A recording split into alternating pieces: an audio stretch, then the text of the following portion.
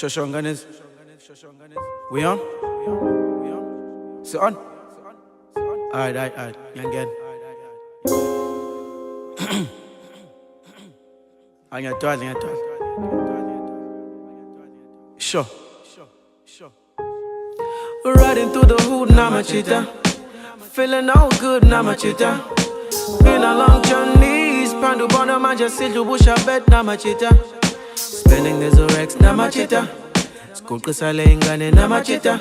Go be life ain't never been a guarantee, so that would turn up is a new motto. Sure, spilling at the city lotto. Living life I can't afford though. All these honeys and the champagne ain't nothing to be proud of. Mama cooking up a combo. Sanbonani, igama undumiso malusiwa kaChia, and I welcome you today to the Barber Show special edition of EPA Oil. So today we're gonna have Ayanda Wakashezi. We're gonna be taking us through the Movember. Inyanga ye-mustache. It's not November, it is Movember. So we're gonna be touching based on mental health, suicide, and also cancer awareness. So Ayanda grew up with a condition of vitiligo. So it's going to take us through how did he fight the stigma and also how did he blossom whereby everything seemed impossible for him. So let me welcome Ayanda. The chase yours, man. Feels good to have you on the special edition of the Barber Show, man. I'm so grateful. No, it's our great pleasure to have you on the show, and also to touch base on isn't that us as the man of the South Africa that we actually facing. So man, if I'm not gonna just put a man back on the same shit what you're gonna introduce yourself. So I really appreciate what in there. Just take me through who's Ayanda. Provided that we are on this month of November, in Movember, and you're born to mustache to never feel time. But in the airport, to sit with Tindaran and with the EPA Abuga. So, Ayanda, Ubani, Ukulele, tell me more about that. Someone first Ayanda Washizi and Kanja. Mfano ndi ukule done nyingi kwa kudenda one nyingi as a show ni rahisi. I get it. Okay, so wanasema kani kule ngane funu wazi. That's why kule ngala manje I'm still fighting for knowledge. Speaking of knowledge, so knowledge is power. And tiwa umuntu azi kufana nongaboni. So if you're speaking on knowledge, what did you grow up pursuing or studying? Like iziphi izinto engathi uthokhula wafisa kube izona izinto engathi mina ngiyafisa ukuba nolwazi lwazo, because mokhuluma ngolwazi there's a lot of things that's out there. Khona ulwazi lesport, angazi noma wadlala any ball noma uyinkomo baba. Sure, bese ngadlala ibhola. So knowledge engikhuluma ngayo. So in order to grow alive, but knowing yourself, ukuthi ubani ufunani uyaphi, yabo. Whereby ngifumene wena enzima bro, iqhamuke from kwaseka omningi, from endaweni abantu abangenayo knowledge ukuthi kahle ubani kwenzakalani, yabo. So wala mina ngizafisa khona ukuthi ngifundise ngayo ukuthi kahle ubani bayanibonayo futhi ufuna ngani uyaphi umisele ngaphi. So knowledge betothe wakhula wayigedalisha knowledge yayi vitiligo, if I'm speaking it directly. Sure.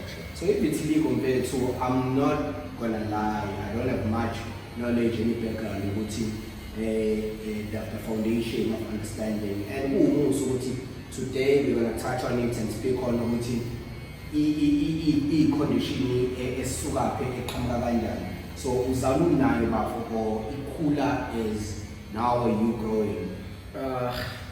No, le condition whereby even now manje maybe can wake up sasa also nayo. Condition only goes to choose ukuthi no ufuna ukuba nayo no ngithanda ukuba nayo. care seasons zasemhlabeni mhlawumbe ezikwenza ukuthi ugcine usunale condition ekanje. So ekukhuleni kwami le bro akaze ngibe free ever since ngiyaqala yaba khona because something that develop esingidala whereby thina abantu abamnyama asinalo ulwazi yabo ukuthi kahle kahle what is this yabo, where does it come from. So uma uhlangana nabantu abangenalo ulwazi obviously uzohlezi ugcwasela mhlawumbe uzohlezi ugcwasela ophila ke ngibona. So as umuntu wesilisa as futhi lenyanga le I'm willing ukuthi ngifake so that bezobona abantu besilisa ukuthi lento ye-stigma, lento ongazazi ukuthi ngubani, lento ongasekusaba ukuyiveza ukuthi kahle kahle uyo akumele ukuthi iqhubekile khona, kumele ukuthi kube into ephelayo. That's why I'm standing here. No, that's ngiyabonga kakhulu for the background. So what happened to you usasesikoleni uqala iVitiligo? So ukhuluma ukuthi isenkhandla la udabuka khona. So understanding i-system yasemakhaya, firstly bethu there's i-delay ye-knowledge, izinto zentuthuka nezenhlalakahle zihamba zifike ngesikhathi esingathokozisi. So in that essence for wena, the challenge that you had to fight, told me how was it for you to have to explain yourself, ingalimeze ukubuza ukuthi kunjani unamabala, kunjani bengakayazi ngisho negama lokuthi it's vitiligo. So how did you fight that stereotype? Firstly ngikuqala from knowledge, as long as umuntu eqhamuka endaweni yasemakhaya whereby ezinye izinto sibona kancane, ezinye izinto awuzazi ngaphandle kokuthi uyifune. Endaweni yasemakhaya knowledge is scarce yabo. So by the time ngifunda kwayimina kwakunzima ukuthi ngi-understand ukuthi kahle kahle what is this yabo. So obviously vele knowledge ngoba ngisho ukuthi emakhaya ngencane ngalendlela ukuthi even from othisha babekazi babe nalo ulwazi ukuthi kahle kahle kwenzakalani. So akaze bathola indlela right ukuthi belisane naleyo condition by the time. Even now yabo, even if you can go back emakhaya ubuthatha umuntu ofana nami umbuzo ukuthi maybe like 5% abazi ukuthi kahle kahle what's happening yabo. So kunjalo nje kunjalo. No, but I commend you, brother, but because Tiwa twigoma semanzi and Tiwa insimbi idlule emlilweni ukuze ibe ne-strength. So you weathered all those storms, yabo. Kwazile ukuthi ufind your truest courage and your confidence despite of your condition. So ekukhuleni ke kwezinto noma kwe-formation uhlezi kuba khona izinto egcina ziba amagama noma izehlo noma indlela egcina sithatheka ngayo ngisho nasemphakathini because you are in Waterloo right now. So kube njani ke and how is it now compared to ekukhuleni kwakho uphile endaweni esemakhaya and the transition to a humble township like Waterloo, accepted and also ukuba nje free and to be yourself? How is the transition being compared to emakhaya? At least I can say at least but a lot of names bro, nginamagama amaningi whereby angasiwona wami, nginamagama amaningi engibizwa ngayo, but ukuba la kungenze nga-expose ngalendlela ukuthi at least ngiyakwazi at least akhona chance ukuthi ngichazele omunye umuntu ukuthi kwenzakalani yabo. Lo nto leyo ngisakhuluma nje le stigma. I got one friend owakhetha ukwenza wenza i-suicide because wengenayo indlela ukuthi akhulume ukuthi kahle kahle kwenzakalani but yabo. So he ended up choosing impilo ukuthi athathe impilo yakhe yabo. So ezinye izinto ngokuthi wena awustrong wayo ukuthi ungakwazi ukumelana nazo, but it's very hard because omunye umuntu wesiphathi nabantu abamnyama asifuni ukufunda, asifuni ukwazi yabo. So uzohlangana nomuntu omnyama ozokubiza ngawo wonke amagama. So kahle kahle nje nawo ayikho igama enginalo from even to ingane because ingane got a lot of questions. Kwenzakalani, washisa umlilo, washisa amanzi yabo. So by the time sekumele ukuthi ngifundise lapho ukuthi ungadlala emlilweni because nami ngashisa umlilo. Ukuthi kumele ngifundise ungadlala ngamanzi because nami ngashiswa amanzi. So yabo ukuthi gcina lapho usufundisa ngayo yonke Ngayo yonke, yeah. whereby condition ongazi uzufacea na. So yeah. So speaking on Mfowethu, may so rest in peace umngani wakho Mfowethu owagcine ethatha impilo yakhe. Which I highly encourage society ukuthi kunama-jokes and kunezinkulumo esinako ukuyikhipha sizikhiphe ngokudlala sizikhiphe ngokunganaki kanti ziyabulala. So ungathini umuntu right now ongayi-understand i-situation condition akhula nayo, which is vitiligo, not only limited to vitiligo. We are raising awareness on prostate cancer, mental illness. So what would be that voice? Because I'm sure ukuthi ukhona okwafika kwena emqondweni wakho mhlambe ngethamuzo ukuthi no, my friend has just committed suicide. What would you tell or advise on based on umuntu masifika isikhathi sakhe ukuthi yazi ukuthi this is not for me, let me just take my life? Yini ongayisho? Most of the things limaza abantu besilisa ngoba ngisho ukuthi most of the things limaza thina abantu ukuthi like asikwazi ukukhuluma, yabo. The more we had something kumele ukuthi ukhulume, yabo.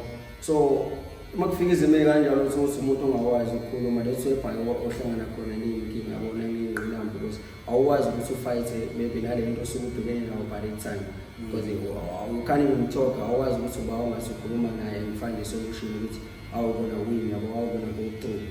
So into ebalulekile nje ukukhuluma as umuntu wesilisa so that uzokwazi ukuthi usizakala. That's the only way. And accepting yourself, that's the only way.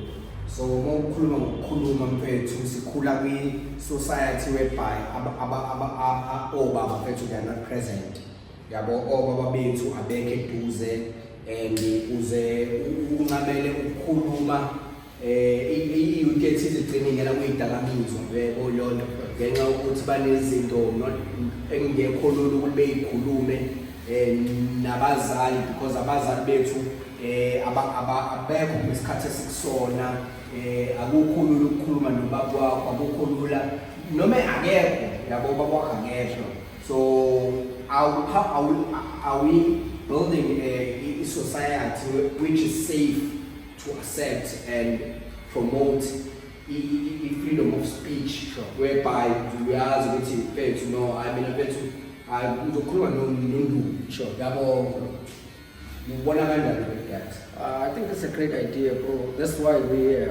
As soon as we say that, as men and best kule nyanga yabo. So we need to fight against this ohlanga so ungakwazi ukukhuluma, because kuyalimaza kakhulu, yona into esilimaza kakhulu ungakwazi ukukhuluma and share your opinion ukuthi wena how do you feel. Sure. No, most definitely Mfowethu.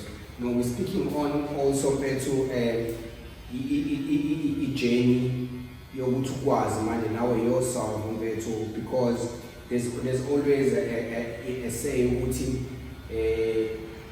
there's blessings that come in disguise, yabo. Yes. So I see right now we are going the route of modeling and also speaking, having talks which are inspiring, provided that it's necessary for you to come and be part of the initiative on the Barber Show.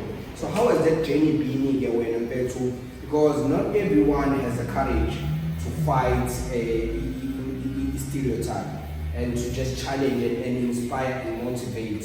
So for you, right now uyayidinga ongathi ufisa ukukhula ngayo, ongafisa ukuthi uyishintshe kwi-society, kwi-community evitiligo, kwama-issues men's health and mental illness, yabo, mental health. So how can you, when I propose, and what do you have available and what would you love assistance on?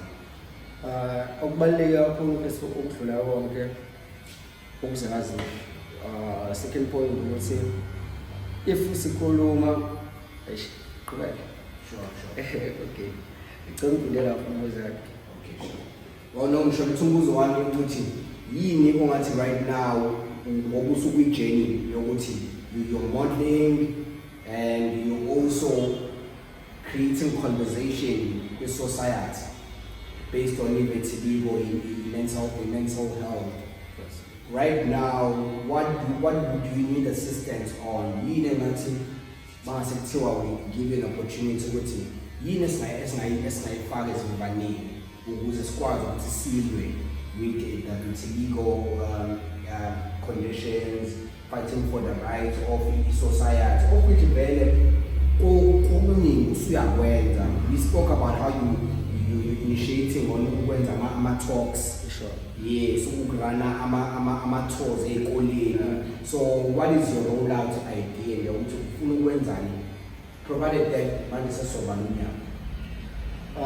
Okukhulu kakhulu bese ngifisa ukwenza ngiyafisa ukuthi yonke lento ibe based ukuthi abantu bekwazi uku-accepta. Kubalulekile kakhulu ukuthi abantu bekuhloniphe ukuthi okay, omunye umuntu uma ukuthi awumazi but thola indlela right ukuthi uma-understand yabo.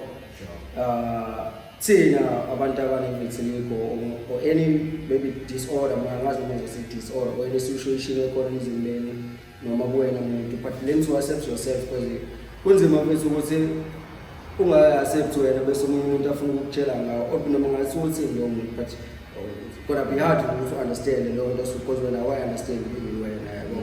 So that's the main thing, to understand yourself before you understand. Most definitely. No, I love your point. Because everything is all about being. It's not about doing or acting as if like we are Zazi. So you cannot expect people to say, no, but you're telling me I'm gay when you are Zazi. I think that's your message. So how are you going to be achieving that? Because one general will say you want to roll out school tours where you can also raise awareness. Yeah, first tengihambela futhi ngizafuna ukuthi ngiqhubeke ngihambele igole sifundise abantu condition, sifundise ngathi, sifundise ukubaleka kwethu ukuthi how important we are and sifisa ukuphatha abantu kanjani yabo, izinto kanjalo. So I'm still struggling ukuthi ngikwazi ukuthi ngiyilwe sesikwazi ukuthi sifike la ngifuna ukufika khona. But the main point, one important point ukuthi kubalulekile ukuthi abantu sibafundise ukudlula, because like for example ukuthi yabona i-albinism okay i-understandiwe yabo, abantu bayibonile but hayi kuyo yonke indawo. So omunye umuntu uzothi mayibona mina bese yabuza ukuthi kahle kahle uba lo because I won't say mayibona i-albinism kwenzakala yabo. So some of the places abangaka-understanding ngathi kusadinga ukuthi ba-understande ngathi kuney'ndawo esingakafiki nama-voices kakhulu kunabantu abangakezwa ngazi ukuthi sinasiwoba sifisa ukuphathwa kanjani. So that's the main thing, ukuthi sifundiswe ukuthi ya sithanda ukuphathwa kanjani, yiphi indlela esithanda ukuthi sisi-approach ngayo yabo. No, most definitely. Umnyango bahulumeni, umnyango, the health department, arts and culture, bonke bethu okuyinsiza usukhulumile mfowethu, and ngiyafisa ukuthi part of the conversation and also nathi as a brand Smaka Salon, we have launched a beard oil product. Sure. So i-masculinity mfethu yokumuntu wesilisa, it goes beyond just looking and appearing as a man. So we need to touch base on conversation and also create movements and initiatives. Sure. Azokwazi ukuthi accommodate and alwe stigma, alwe nezinto ezenza abantu befeel less for themselves, because as a beauty brand, Tina, we are all about you enhancing and embracing who you are. Yeah, so it's all about being more than doing, because it lacks substance to say no, to act like I'm this, but internally you are not. Yeah, so with the beard oil rolled out, and we're bringing back that nobility and ukuthi to umuntu wesilisa, they need to take care of themselves. Akumele kube ukuthi i-beard noma intshebe ubincane so you're going to be less of yourself. No, i-beard oil yawo wonke umuntu. So the full rollout is ukuthi intshebe kumele ishine and intshebe kumele inuke kahle. So by that we say i-beard qamuka. So in that way, adding on your direction, since it is in November, you always ifunda intshebe this month, and so senza ukuthi you need to create more more of conversations and speak on how are we yabo ukuze sikwazi ukuthi sisolve ama-issues that we fought back on. So I'd love to take this chance and applaud and appreciate you. When I first knew you were very humble, and until today you also coming up as umuntu ohlezi ethobile ezothile. Never lose that, so that's the secret of life.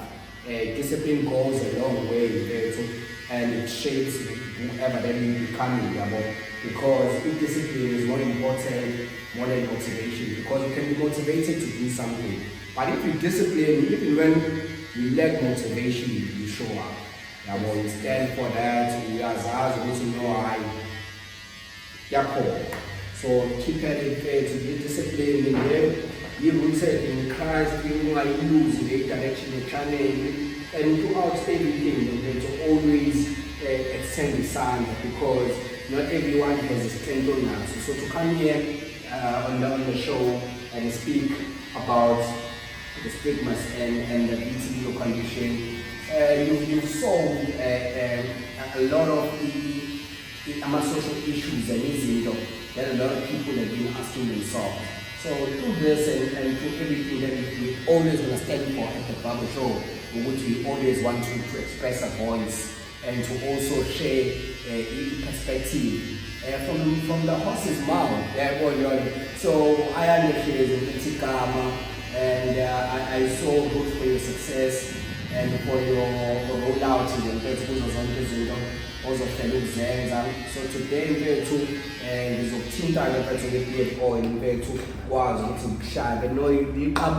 it's not just oil, it's beer. So we said this for a couple of days. Yes. How does it flow? After so long as in 7 days, because we're discussing in 7 days, but ever since I got in 7 days, also by a car and machine. How nice woman in chair? How does it feel, woman in chair? Sure. Google mama call him, obviously, I should see soft young. But if fragrance, 100% pro. Even like, me no example, because we are mostly women who can't go to the homes in Bawama or San, maybe I'm managing to this, but no, wonking to wonking people. It's because it is infused with great extract oils. We have Elon.